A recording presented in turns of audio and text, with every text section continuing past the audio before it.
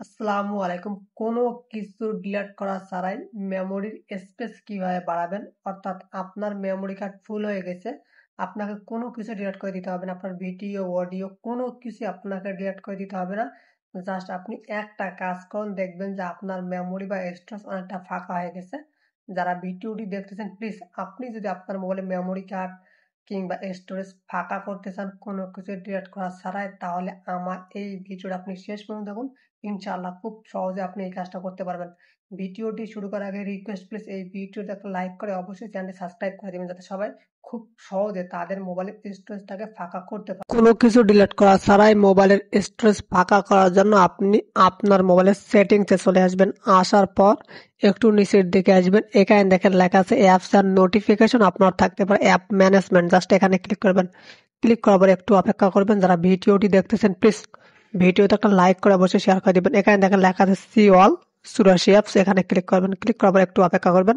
দেন এখানে আপনার মোবাইলে অ্যাপসগুলো দেখাবে।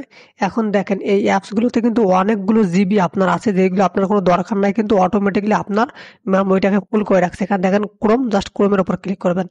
ক্লিক করার পর নিচের দিকে দেখেন লেখা আছে স্টোরেজ অ্যান্ড কেস। এখানে ক্লিক করবেন। ক্লিক করার পর এখানে দেখেন টোটাল 1.05 জিবি, অর্থাৎ প্রায় 1 জিবি কিন্তু আমার অটোমেটিক্যালি ফাঁকা হয়ে যাবে। জাস্ট এখানে দেখেন ক্লিয়ার কেস লেখা আছে, ক্লিয়ার কেস করে দেবো। দেখবেন যে আমার 1 জিবির মতো ফাঁকা হয়ে গেছে। এখন এখানে দেখেন ক্লিয়ার স্টোরেজ।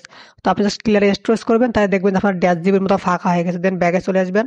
এভাবে আপনার অন্য অ্যাপসগুলো আছে, যেমন দারাজের উপর ক্লিক করবেন। ক্লিক করার পর এখানে দেখেন লেখা আছে স্টোরেজ অ্যান্ড কেস। এখানে ক্লিক করবেন। ক্লিক করার পর দেখেন ক্লিয়ার কেস করে দিবেন। দেন দেখেন যে ক্লিয়ার স্টোরেজ করে দিলে দেখেন আমার 325 জিবি ফাঁকা হয়ে যাবে। তখন ক্লিয়ার স্টোরেজ করে দিলাম, দেখেন আমার 325 জিবি অটোমেটিকলি ফাঁকা হয়ে যাবে।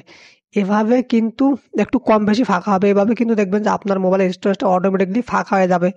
দেখেন আপনার ফেসবুক প্রায় 1.20, প্রায় 1.5 জিবির মতো কিন্তু আমার স্টোরেজ ধরে রাখছে। জাস্ট এটাকে আপনি স্টোরেজে ক্লিক করবেন। ক্লিক করার পর ক্লিয়ার কেস করে দিবেন।